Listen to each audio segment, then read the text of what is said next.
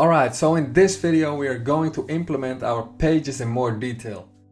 Now we will ensure that we can navigate between those pages, and to be more specific we will dive into Gatsby Links and Layouts. So hang on and enjoy the ride, Porter.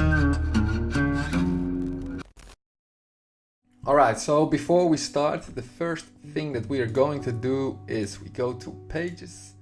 And then we remove the pages that we don't use. So that will be this one here and this one. So let's remove that bad boy. These bad boys, I mean. Move to trash. Now, next to that, let's also remove all the components in this folder because we'll create our own components. So let's also move this. And yeah, then let's quickly walk through all the pages. So here we remove all this content right here. Alright, now inside here I'll do a magic trick. When I snap my fingers, something magical happens. So look at the screen. Bam! Alright, so yeah, instead of the other content we'll use this content for now. And then we'll remove the SEO stuff. Yeah, also we can also remove these imports here. Alright, and then we see this layout component, and we'll remove that for now. So we'll change this to div, the div tag. And yeah, I will explain the layout component in a bit, but for now just ignore it and we'll remove it everywhere. So that makes it easier for me to explain it. Yeah, this was the about, and this one here. Let's also remove this SEO stuff. And let's change this to div like this. Let's remove the import. Yeah, this one's okay. Now let's go to the Gatsby Config. Now in here we remove all the plugins for now because I will explain the plugins one by one along the way. So let's remove all this stuff here like this. Alright, and when you apply changes to the Gatsby config file, you need to restart the development server, and that's also specified by the message that we see here. So let's restart, I mean. Alright, so currently we have this home page, the about page, the 404 page and the blogs page. Now what we want to do now is that we want to create a navbar. So let's create under the components folder a new file called navbar.js. Now we place it under the components folder because this is a building block component, because we are going to use this component in other page components. Alright, so this will be a React functional component, which we give the name navbar.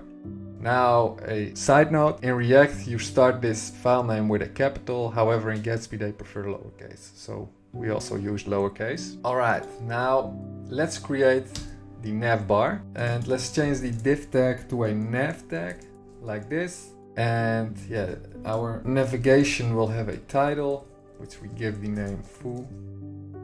And then here we specify an unordered list like this.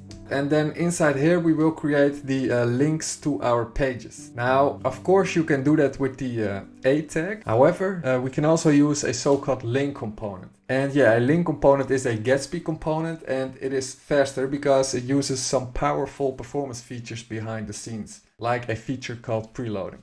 So when a user navigates to a page, it opens up faster than when we use the A tags. So how do we use the link components? Well, this is actually pretty simple. First of all, we need to import it. So we say import link from Gatsby like this. And then we simply use it. So yeah, we can inject that component like this. And then we simply specify the path to our component. So for the home page, this will be slash like this, and we give it the name home. Alright, now for the about page, it will be slash about.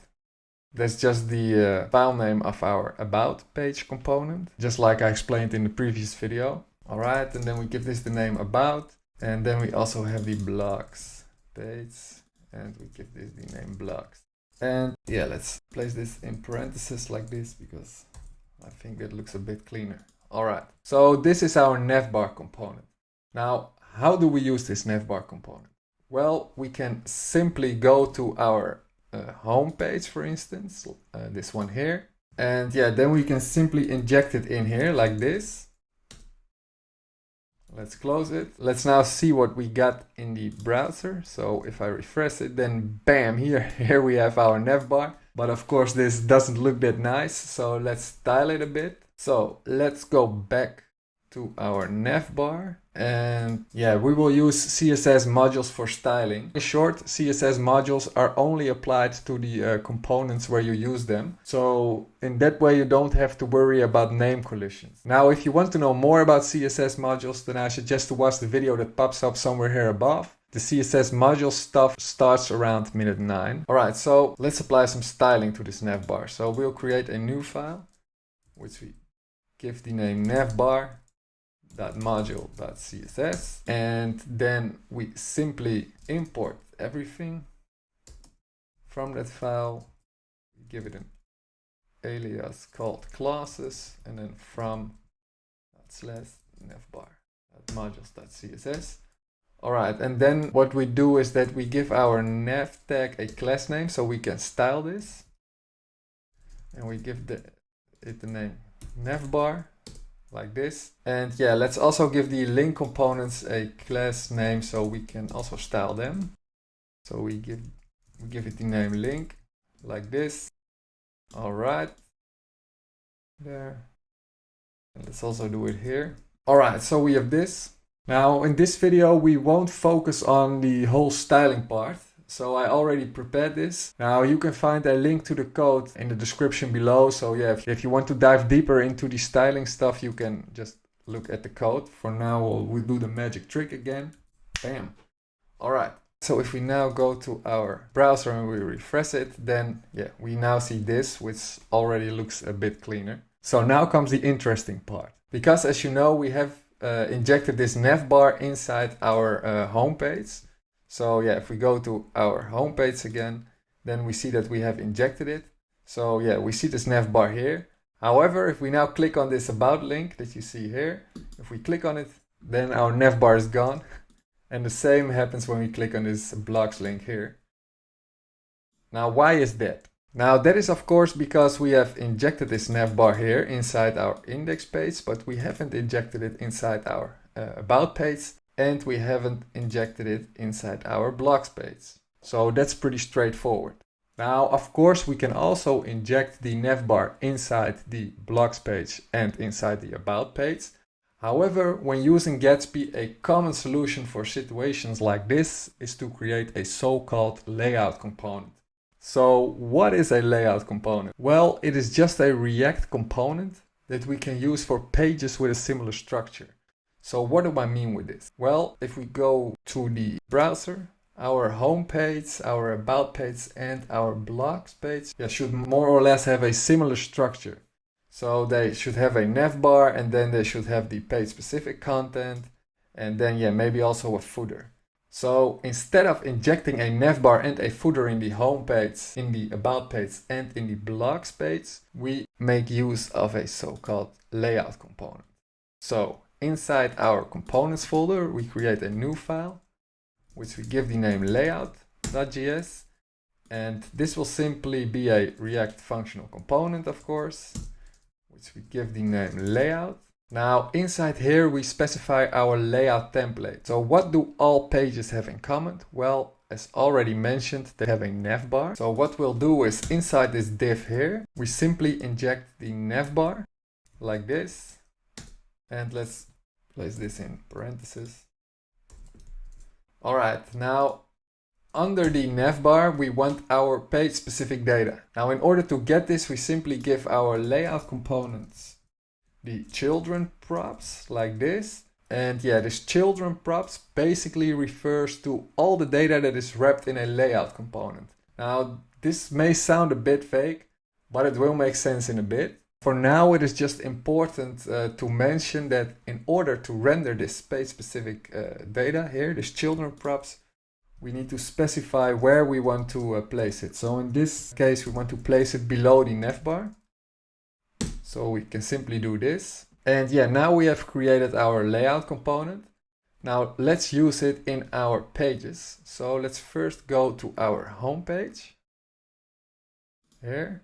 All right, so let's inject our layout component here. So we simply inject it like this, and also close it here like this. And yeah, now we don't need this navbar anymore because this navbar we already use it here. So let's remove it here. So all this code here is wrapped inside this layout component. So what happens is that this code here is passed to this layout component via the children props that we described earlier. Or in other words, all this code here can be seen as children of this layout component. So yeah, it is pushed behind the scenes to this layout component. And yeah, we get this completely for free. The only thing we need to do is specify this children props here, and then we need to specify where we want to use this children props. So in our case, we want to use it below this navbar. Alright, so yeah, I hope this makes sense. So if we now go back to the browser and we refresh this, yeah, then our index page still looks the same. However, if we go to the about page, we don't see the navbar yet. And of course, the same applies to the blogs page. Now we can of course very easily fix this by injecting this layout component also inside our about page and blog page. So let's do that. So let's implement it like this. And let's do the same in the blogs page. Alright, and if I now go back to the browser, I'll refresh it, and if I now click on the about page, then we also see the navbar, and if I click on the blogs page, then we also see the navbar. So yeah, pretty easy, right?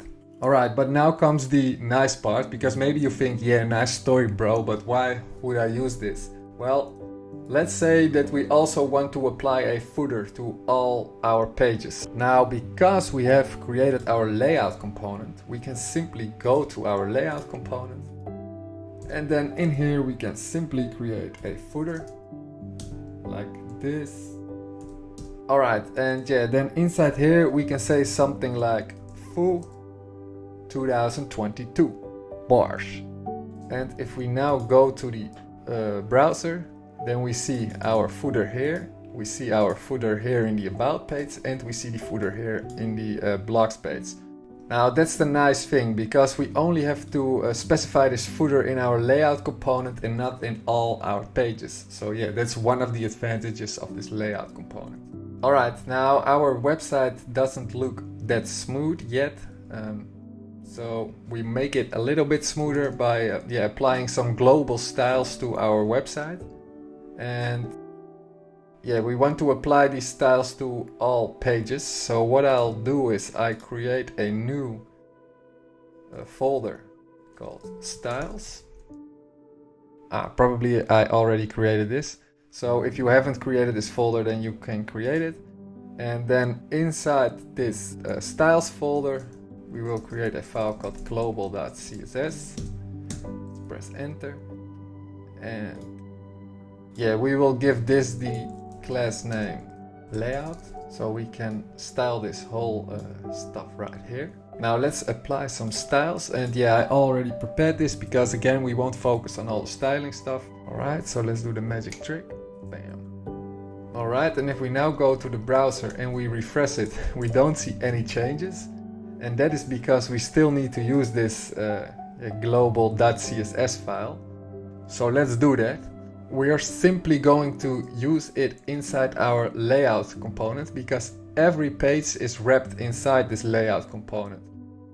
So that means that if we use that global CSS file in this component, then it will be used everywhere. Alright, so therefore we simply import it, styles, and then global.css. Alright, so that's it. So now this global.css file is used. So if I now go to the browser, then yeah, we have something like this, which isn't extremely smooth, but already a bit smoother. Alright, now this was it. In the next video we dive into the Gatsby GraphQL data layer. So I see you in the next one.